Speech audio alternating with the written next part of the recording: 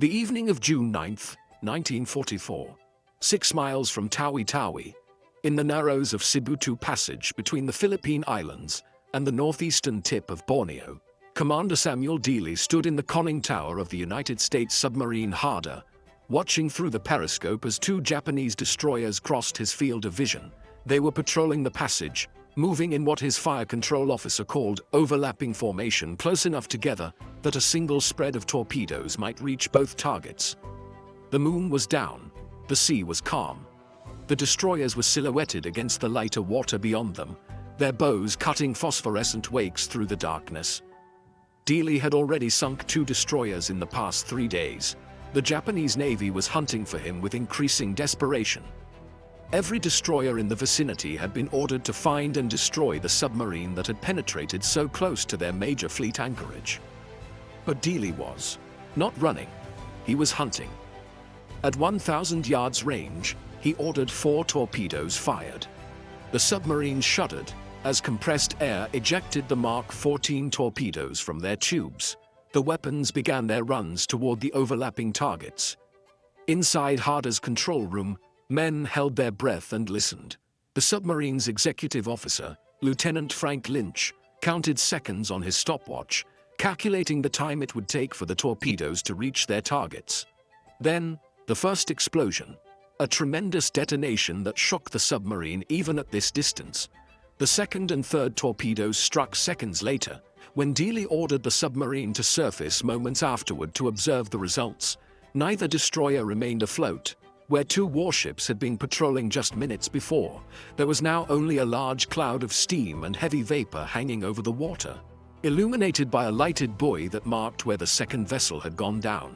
If you're enjoying this deep dive into the story, hit the subscribe button and let us know in the comments from where in the world you are watching from today. What the crew of Harder did not know, could not know, as they submerged again to escape the inevitable counterattack, was how profoundly this action would affect Japanese naval planning. The simultaneous destruction of 2 destroyers from a single torpedo spread represented something the Imperial Japanese Navy had not considered possible. Their doctrine, their training, their entire understanding of submarine warfare did not account for this level of aggressive, close-range attack. And the psychological impact on Japanese commanders would alter the course of a battle that had not yet been fought. To understand why this moment mattered, why it seemed impossible to the Japanese officers who learned of it, we must understand what destroyers meant to the Imperial Japanese Navy in the summer of 1944. The Japanese destroyer was not simply a warship. It was the embodiment of a fighting philosophy that had guided Japanese naval thinking since their victory over Russia at Tsushima in 1905. Fast, heavily armed, equipped with the most advanced torpedoes in the world, the Type 93 Long Lance oxygen torpedoes that could reach targets 20 miles away. Japanese destroyers represented offensive power, concentrated in ships that could move at 35 knots and fight at night with tactics other navies could not match. The destroyers patrolling near Tawi-Tawi in June 1944 were there for a specific reason. The anchorage sheltered the combined fleet, including Vice Admiral Ozawa's first mobile fleet, with its aircraft carriers. These ships represented Japan's hope for a decisive naval victory that might change the trajectory of a war that had turned increasingly unfavorable. The destroyers screening the approaches to Tawi-Tawi were not merely guards, they were hunter-killers, trained specifically to detect and destroy submarines. Japanese destroyer doctrine emphasized aggressive anti-submarine tactics. When sonar detected a submarine, the proper response was immediate attack. Close the range quickly, force the submarine deep with depth charges, keep it submerged until its batteries depleted and it had to surface, where guns and more depth charges would finish it. Japanese destroyer crews had been drilled in these tactics since their earliest training. They had confidence in their ships, in their weapons, in their ability to hunt submarines. American submarines, in the Japanese understanding, operated cautiously. They attacked from distance. They fired spreads of torpedoes from several thousand yards away, then dove deep and ran. The attacks were effective against merchant shipping, certainly, but against warships, particularly against destroyers that could maneuver and counterattack American submarines, was supposed to be at a severe disadvantage. This Understanding was not merely wishful thinking. It was based on experience from the early years of the war, when American submarine tactics had indeed been cautious, when torpedo problems had plagued the United States submarine force, when Japanese anti-submarine forces had achieved genuine successes. But the war had been ongoing for nearly 3 years. By June 1944, the American submarine force had changed. Torpedo problems had been solved through months of agonizing investigation and testing. New tactics had been developed and refined through hundreds of patrols, and a particular type of submarine commander had emerged. Men who hunted destroyers not despite the danger, but because of the strategic value. Commander Samuel Dealey was 38 years old when he took Harder into the waters around Tawi-Tawi. He was a graduate of the United States Naval Academy class of 1930, had served on battleships and destroyers before volunteering for submarine duty in 1934. He had been commanding Harder since her commissioning in December 1942. By June 1944, Harder had completed 4 war patrols, and Dealey had developed a reputation among submarine commanders for aggressive tactics that bordered on reckless tactics that produced results. The 5th War Patrol, which brought Harder to Tawi-Tawi, had been conceived specifically to hunt Japanese destroyers in waters where the Japanese fleet was concentrated. Vice Admiral Charles Lockwood, commander of the United States Pacific Submarine Force, had recognized that Japanese destroyers were not merely warships to be avoided. They were strategic assets whose destruction could affect major naval operations. If enough destroyers could be sunk near Tawi-Tawi, it might force the Japanese to alter their plans for the coming battle in the Philippine Sea. Dealey had departed Fremantle, Australia, on May 26, 1944. Harder made the transit to the Celebes Sea and took up position near Sibutu Passage, a major transit route between Tawi-Tawi and the open ocean. On June 6, Harder had encountered her first target, the destroyer Minazuki. The engagement demonstrated Dealey's tactics. Rather than firing from long range and fleeing, he had allowed the destroyer to close within 1,100 yards before firing 3 torpedoes from his stern tubes. 2 torpedoes struck. Minazuki sank in 5 minutes. The next morning, June 7th, another destroyer, Hayanami, came searching for the submarine that had sunk Minazuki. Dealey again waited until the range closed to 650 yards before firing. 3 torpedoes were launched. 1 struck Hayanami amidships, apparently detonating the ship's magazine. The destroyer exploded with such violence that the submarine, still submerged, was rocked by the blast. Hayanami sank in approximately 1 minute. Now it was June 9th. 2 destroyers destroyed in 3 days. The Japanese Navy knew a submarine was operating in Sibutu Passage. They knew it had sunk at least 1, possibly 2 destroyers. Every available destroyer in the area had been ordered to find it, and that evening, 2 more destroyers entered the passage, patrolling the narrowest point, just 6 miles from the fleet anchorage. Dealey maneuvered Harder to intercept. The approach was undetected, despite the destroyers actively searching for submarines. At 1,000 yards range, with both destroyers visible through the periscope in overlapping formation, he made the decision to fire at both targets simultaneously, rather than attacking them sequentially. 4 torpedoes left the submarine. The fire control solution had been calculated to send 2 torpedoes toward each destroyer, spaced to account for their forward motion during the torpedo's run. The first torpedo reached its target. The explosion sent a column of water and debris into the air. The second torpedo struck the same vessel Tanikaze seconds later. The destroyer's boilers erupted with what observers in Harder's conning tower described as a terrific explosion. The third and fourth torpedoes reached the second destroyer. Both struck. The vessel, later identified as Destroyer Kazagumo, was torn apart by the explosions. Both ships sank almost immediately. When Harder surfaced less than 2,000 yards from the attack point minutes later, the ocean was empty, except for steam, vapor, and the burning light buoy. The submarine's crew could not see the human cost of what they had just accomplished. Approximately 300 Japanese sailors had died in those explosions. Most would have perished instantly in the detonations or in the boiler explosions that followed. Some survived the initial blasts only to be trapped in sinking ships, as watertight doors sealed automatically, flooding compartments where men pounded uselessly on steel bulkheads as the water rose. Others made it into the water but found themselves swimming in fuel oil, in darkness, with no rescue immediately available because the nearest ships were miles away and did not yet know what had happened. But the larger impact was not measured in the immediate casualties. It was measured in the psychological effect on Vice Admiral Ozawa and his staff at Tawi. When the reports arrived, 4 destroyers sunk in 4 days. With the most recent attack destroying 2 vessels simultaneously, Ozawa faced a command decision that would affect the upcoming battle. The Japanese plan for what would become the Battle of the Philippine Sea depended on timing.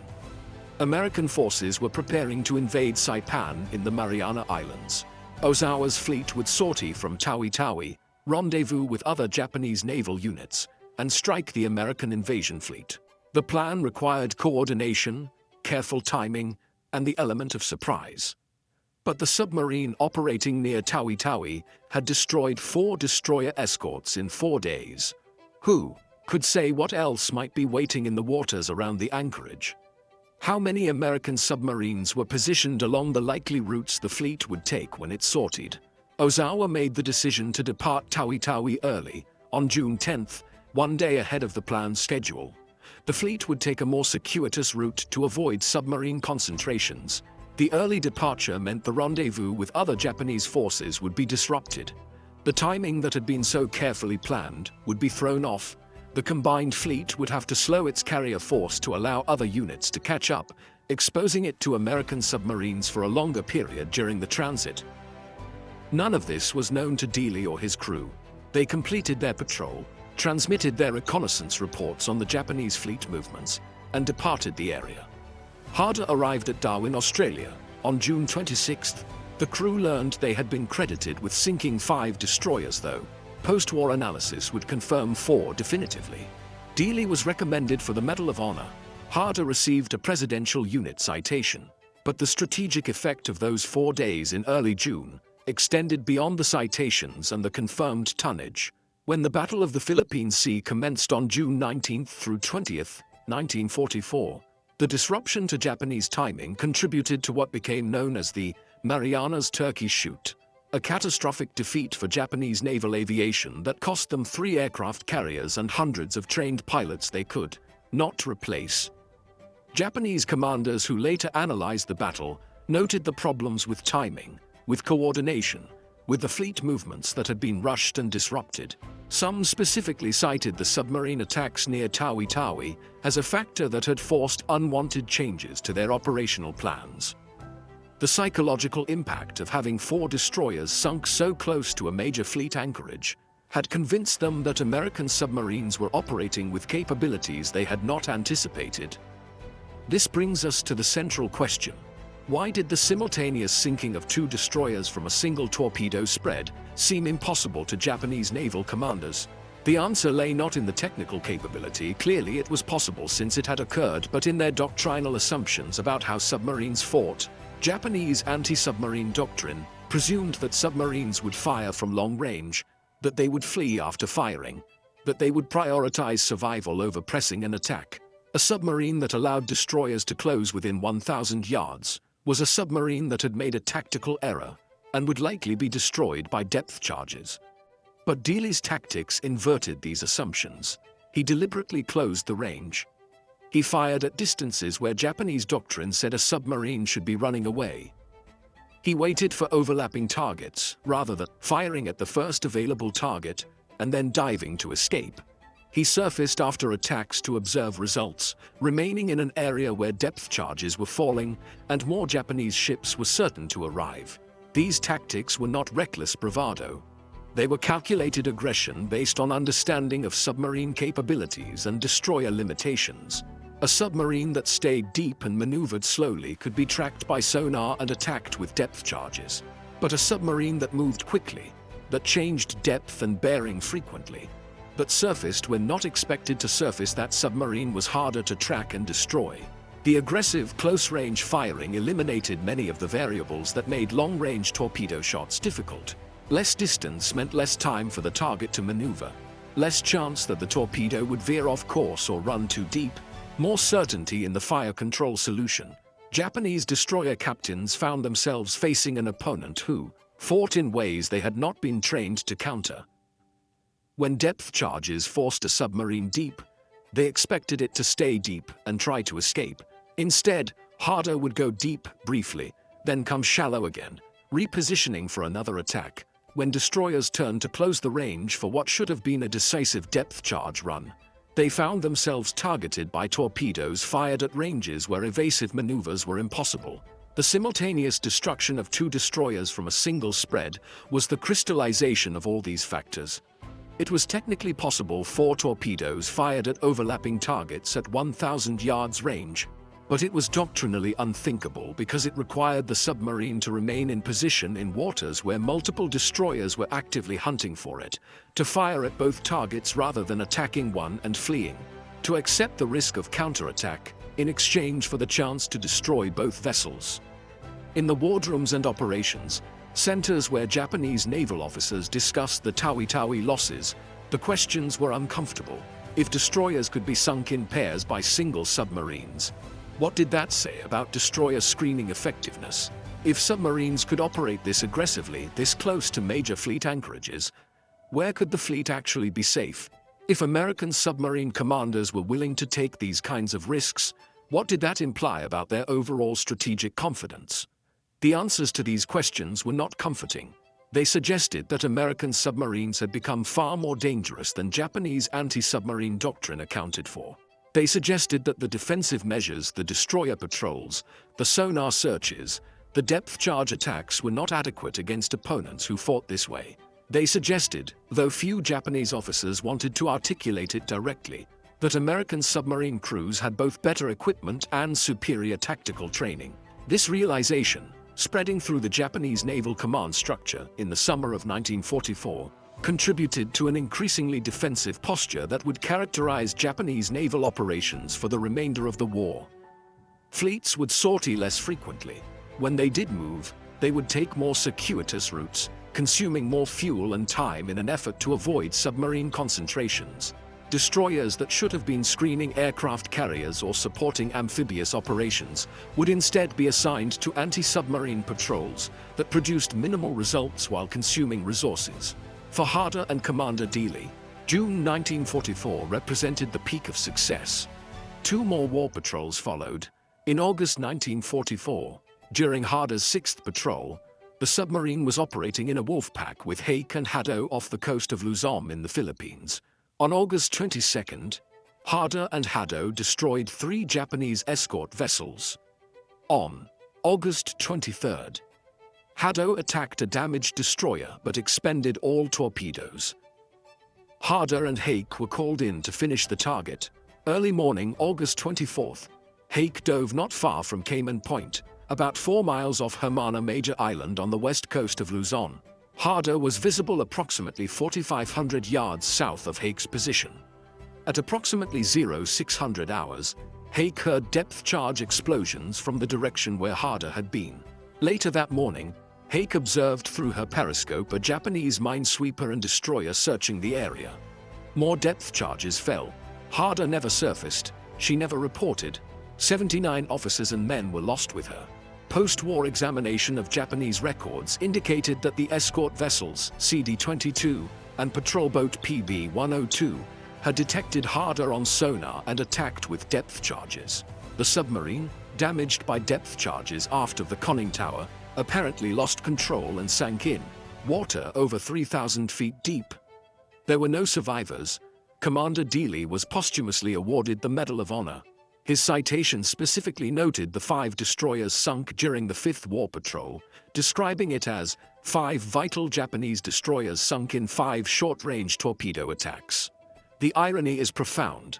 The tactics that made Dealey and Harder so successful, aggressive, close-range attacks, willingness to remain in dangerous waters, repeated engagements in areas where the enemy was concentrated, were the same tactics that ultimately led to their loss.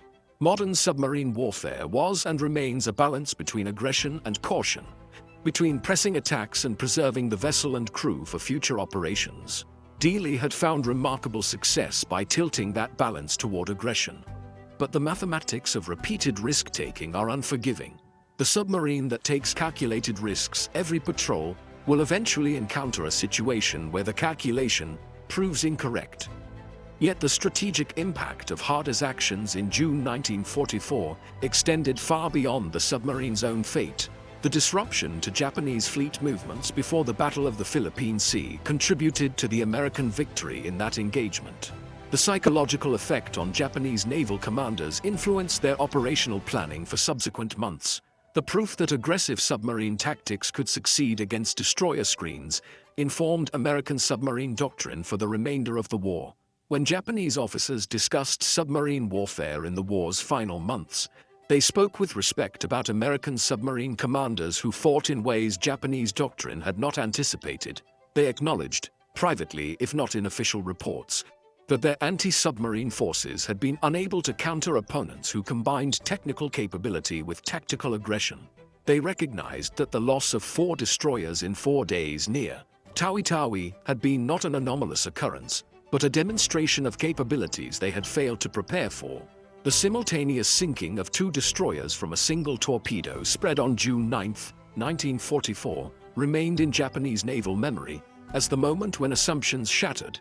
2 warships, 300 sailors, gone in seconds because a submarine commander had done what Japanese doctrine said submarines would not do, close to point-blank range, fired at overlapping targets, and remained in position long enough to observe the results before diving to evade counterattack.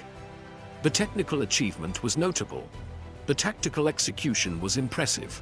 But the psychological impact, the realization among Japanese commanders that their understanding of submarine warfare had been inadequate, that their defenses could be penetrated, that their most dangerous weapons could be sunk in pairs by enemies, they could not effectively counter that impact resonated through Japanese naval planning until the war's end.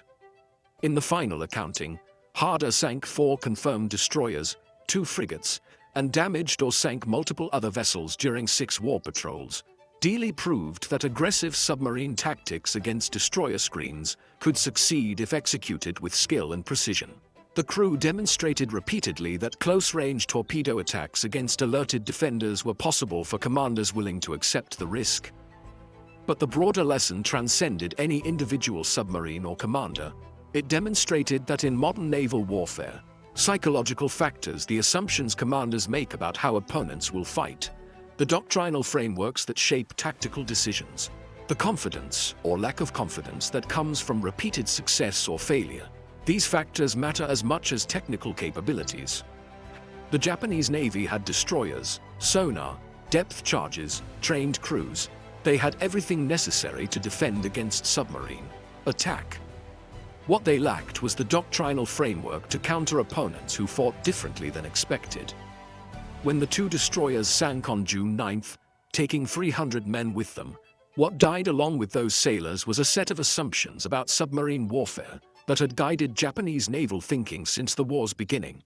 The realization that those assumptions were wrong came too late to change Japanese strategy, too late to develop new tactics, too late to train new commanders in different approaches. The war had moved beyond the point where tactical adjustments at the destroyer screening level could affect strategic outcomes. Harder and her crew paid the price for aggressive tactics in August 1944, but the impact of what they accomplished in June continued to shape how both sides fought submarine warfare for the remainder of the Pacific War. That is the enduring significance of a single torpedo spread that destroyed 2 destroyers. Simultaneously, not the technical achievement alone, but what it revealed about the gap between doctrine and reality, between assumptions and capabilities, between how commanders expected wars to be fought and how they actually unfolded when opponents refused to follow the expected script. The Mark 14 torpedo that left USS Harder's tubes on the evening of June 9, 1944, was not the same weapon that had plagued American submarines in the war's early years. Understanding what made those 4 torpedoes effective requires understanding the bitter path American submariners had walked to reach that point. When war began in December 1941, the United States submarine force possessed what should have been a decisive advantage. The Mark 14 torpedo was designed to carry a 660-pound Torpex warhead, run at 46 knots, and detonate beneath enemy ships using a magnetic influence exploder that would break the target's keel. The weapon represented years of development and significant financial investment. Submarine commanders went to war confident in their primary weapon. That confidence shattered within weeks. Torpedoes ran beneath targets without exploding. They exploded prematurely, alerting targets before impact. They struck targets squarely and failed to detonate. They ran in circles, endangering the firing submarine. Commander after commander returned from patrol reporting torpedo failures, demanding investigation. The Bureau of Ordnance, responsible for torpedo development, insisted the weapons functioned correctly and blamed submarine crews for improper firing procedures. The dispute consumed months. Submarine commanders knew their torpedoes were failing. They documented the failures in patrol reports with photographs, with detailed firing data, with testimonies from multiple crew members who had witnessed the problems. The Bureau of Ordnance responded with technical studies claiming the torpedoes met specifications, with accusations that commanders were making excuses for missed shots, with assertions that any problems resulted from improper maintenance or handling. Vice Admiral Charles Lockwood, who assumed command of the Pacific Submarine Force in February 1943, made solving the torpedo problem his priority. He authorized live fire tests against cliffs in Hawaii where torpedo performance could be directly observed. The tests revealed that torpedoes ran approximately 11 feet deeper than their depth settings indicated. An adjustment was made. More tests revealed the magnetic influence exploder detonated prematurely in the magnetic fields near volcanic islands. The magnetic feature was deactivated, forcing reliance on contact exploders. Then came the discovery that shocked even experienced ordnance officers. The contact exploder, designed to detonate when the firing pin struck the detonator, failed when torpedoes hit at perpendicular angles. The mechanism had never been properly tested under realistic combat conditions.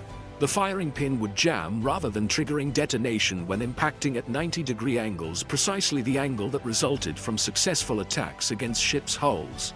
Only hits at oblique angles, glancing blows that might not sink the target anyway, reliably detonated. The fixes required redesigning the firing mechanism, manufacturing new components, distributing them to submarines scattered across the Pacific, and training crews in proper installation procedures. The complete solution was not implemented until September 1943, 21 months after the war began. 21 months during which American submarines fired thousands of torpedoes that failed to function as designed. 21 months during which Japanese merchant shipping continued operating because the weapons meant to destroy it did not work. By June 1944, when Harder approached those two destroyers in Sibutu Passage, the torpedo problems had been solved. The Mark 14 torpedoes in Harder's tubes would run at their set depth. They would not explode prematurely. When they struck target hulls, the contact exploders would function. The weapon that should have been ready in December 1941 was finally operational in mid-1944, but weapons alone did not account for Harder's success. The submarine herself represented accumulated improvements from 3 years of combat experience. Harder was a Gato-class submarine, 311 feet long, displacing 1,500 tons, surfaced, and over 2,000 tons, submerged.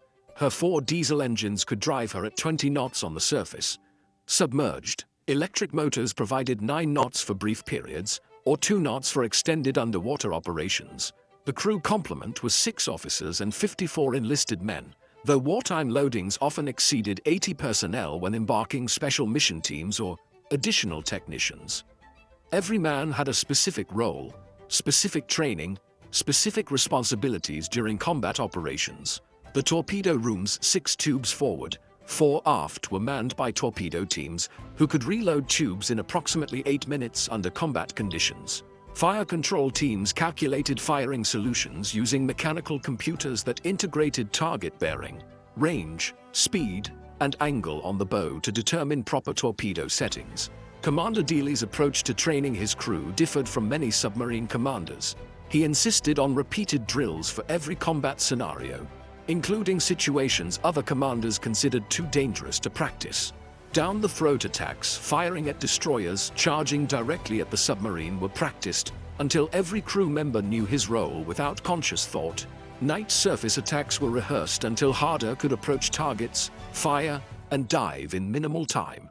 The crew functioned with efficiency born from repetition, from trust in their equipment and each other, from confidence that their commander knew what he was doing even when what he was doing seemed suicidal. The Japanese destroyers Harder faced on June 9th were formidable opponents. Tanikaze, commissioned in 1940, displaced 2,000 tons and could reach 35 knots. Her armament included 6 5-inch guns and 8 24-inch torpedo tubes, carrying the Type 93 Long Lance torpedoes, weapons with 20-mile range powered by oxygen-enriched fuel that left almost no wake. She carried depth charges and trained crews experienced in anti-submarine warfare. Kazagumo, slightly smaller at 1,900 tons, carried similar armament and had been specifically assigned to anti-submarine patrols around Tawi-Tawi. Both destroyers were actively searching for submarines. Their sonar operators listened for the distinctive sounds of electric motors, of water flow around submarine hulls, of mechanical noises that might reveal a submerged vessel.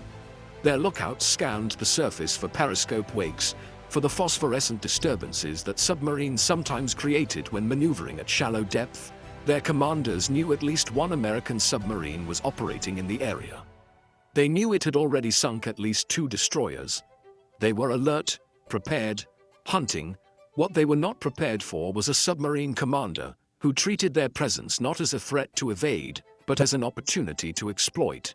When Dealey identified the 2 destroyers in overlapping formation, he recognized a tactical opportunity that required immediate action before the targets separated. The fire control solution was calculated quickly, range 1,000 yards. Target bearing changing as the destroyers moved across Harder's field of view. Speed estimated at 18 knots, angle on the bow calculated for each target. 4 torpedoes were fired in a spread pattern designed to compensate for small errors in the fire control solution.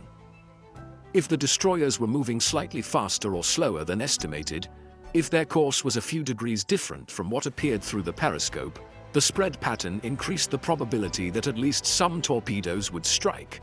The Mark 14 torpedoes accelerated to 46 knots within seconds of leaving the tubes. They ran at their set depth of 8 feet, shallow enough to strike destroyer hulls, but deep enough to avoid broaching the surface where they might be spotted. If you find this story engaging, please take a moment to subscribe and enable notifications. It helps us continue producing in-depth content like this. The first torpedo reached Tanikaze at approximately 2315 hours. The impact occurred amidships, below the waterline, in the vicinity of the forward boiler room.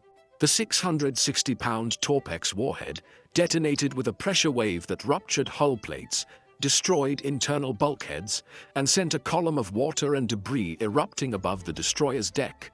The explosion severed steam lines, cut electrical cables, and flooded compartments faster than watertight doors could be sealed. Men in the forward boiler room died instantly, either from the explosion itself or from superheated steam that filled the compartment within seconds. Those in adjacent spaces heard the detonation, felt the ship shudder, then heard the shriek of escaping steam and the rush of incoming water. Some reached watertight doors and sealed them, trapping their shipmates but preventing the flood from spreading. Others found themselves on the wrong side of doors that sealed automatically, leaving them in darkness as water rose. The second torpedo struck Tanikaze seconds later, hitting further aft near the engine room. This explosion was more catastrophic.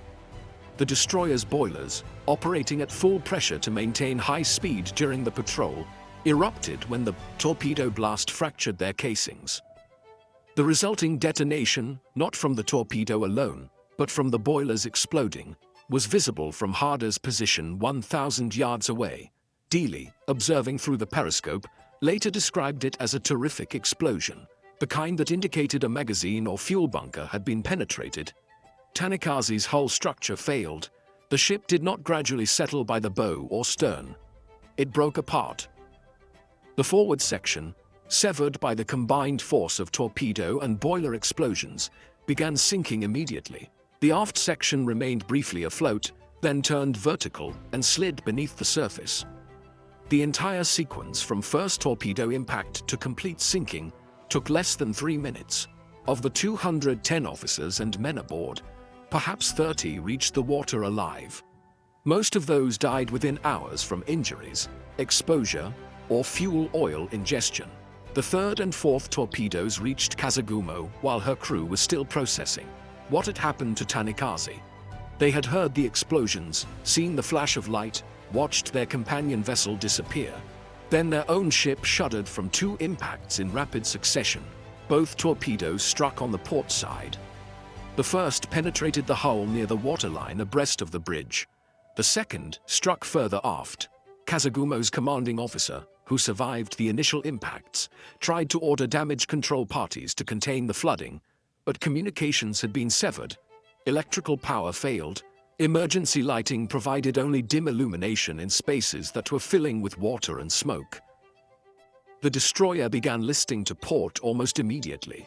The list increased rapidly, reaching 30 degrees within 2 minutes of the impacts. Men attempting to reach their damage control stations found themselves climbing what had been vertical bulkheads. Equipment secured for sea broke loose and slid across tilting decks.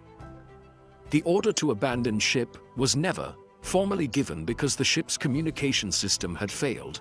Individual officers and petty officers made the decision themselves, ordering their men to the rails and over the side.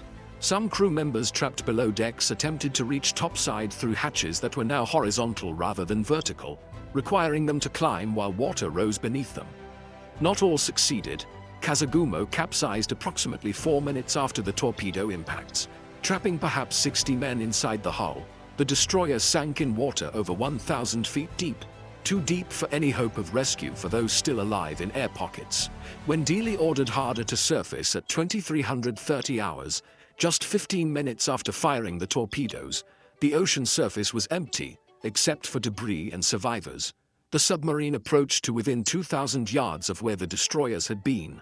Through the periscope, and then from the bridge after surfacing, the crew observed a large cloud of steam and heavy vapor hanging over the water. A lighted buoy, automatically released when Kazagumo sank, burned on the surface marking the location, but no ships remained. Both destroyers, 4,000 tons of naval vessel, over 400 men, had simply ceased to exist in the span of 5 minutes. Lieutenant Frank Lynch, Harder's executive officer, later wrote in his personal diary that the crew's reaction was subdued. There was no cheering, no celebration. Men who had served in submarines long enough understood what those explosions meant for the sailors on the receiving end. But there was satisfaction, grim, professional satisfaction that their training had worked, their weapons had functioned, their tactics had succeeded, and there was awareness that more Japanese ships would soon arrive. The depth charges would begin falling within minutes once other vessels in the area heard about the attacks. Dealey ordered the submarine to dive at 2340 hours. Harder went to 300 feet and rigged for depth charges, securing all loose gear, shutting down non-essential equipment, preparing for the concussions that would follow. The crew waited in silence, broken only by the sound of the submarine's electric motors and the ventilation system. Then came the first explosions. Muffled thuds transmitted through the water, pressure waves that caused the hull to flex slightly. The depth charges were not close. The attacking ships had not yet located Harder precisely, but they continued for hours. At fleet headquarters in Tawi-Tawi, Vice Admiral Ozawa received the initial reports shortly after midnight. 2 destroyers lost in Sibutu Passage. No survivors recovered yet. The submarine that had sunk them had escaped. This brought the total to 4 destroyers confirmed sunk in 4 days, all in waters that should have been heavily defended, all by apparently the same submarine that continued operating despite repeated attempts to locate and destroy it. Ozawa's staff officers gathered in the operations room to discuss the situation. The planned sortie of the combined fleet was scheduled for June 11th. But now they faced a dilemma. How many American submarines were positioned in the waters around Tawi-Tawi? Standard doctrine suggested that submarines operated independently, perhaps occasionally, in pairs. But 4 destroyers sunk in 4 days suggested either multiple submarines working in coordination or a single submarine operating with unprecedented aggressiveness. Neither possibility was comfortable. If multiple submarines were present, the planned sortie route would take the fleet directly through waters where it could be attacked repeatedly during the critical period, when the ships were leaving the anchorage and forming up for the transit to the Mariana Islands.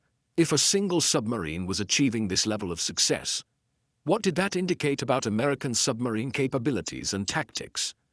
What other assumptions about submarine warfare might prove equally wrong? The intelligence officer pointed out that the submarine had sunk destroyers using close-range attacks, rather than the long-range firing that characterized most American submarine operations. This suggested either exceptional skill or exceptionally aggressive commanders, possibly both. The operations officer noted that attempting to hunt down this submarine before the sortie would require committing additional destroyers to an area where 4 had already been lost, potentially worsening the situation. Ozawa made his decision early on the morning of June 10th. The fleet would sortie that day, 24 hours ahead of schedule. The route would be modified to avoid Sibutu Passage entirely. The fleet would take a longer path through the Sulu Sea and then east toward the Philippine Sea. This would require additional fuel consumption and would disrupt the carefully planned timing for the rendezvous with other Japanese forces. But it would avoid the area where the American submarine or submarines were clearly operating with impunity. The orders went out at 0600 hours. Ships began preparations for immediate departure. Destroyers that had been assigned to hunt for the submarine were instead ordered to take up screening positions for the carrier force. The logistics officers recalculated fuel consumption based on the longer route and determined that the carrier force would need to slow to 14 knots rather than the planned 18 knots to ensure sufficient fuel reserves for the coming battle. None of these Japanese decisions were known to Dealey or his crew. Harder remained submerged throughout June 10th, occasionally coming to periscope depth to check for surface ships, then going deep again when the area proved too active for safe surfacing. The crew ate cold meals because using the galley would create odors that might be detected by Japanese ships passing overhead. They spoke in whispers and moved carefully to minimize any noise that might reveal their position. They waited for darkness when the submarine could surface safely to recharge batteries and ventilate the increasingly stale air inside the pressure hull. Admiral Soemu Toyoda, commander of the combined fleet, received Ozawa's report on June 10th at his headquarters in Japan. The report detailed the destroyer losses and the decision to sortie early. Toyoda approved the decision but requested additional analysis of the submarine situation. He wanted to know how American submarines had penetrated so close to a major fleet anchorage, how they were achieving such success against destroyer screens specifically deployed to prevent submarine attacks, and what measures could be implemented to prevent similar losses in the future. Thank you for watching. For more detailed historical breakdowns, check out the other videos on your screen now and don't forget to subscribe.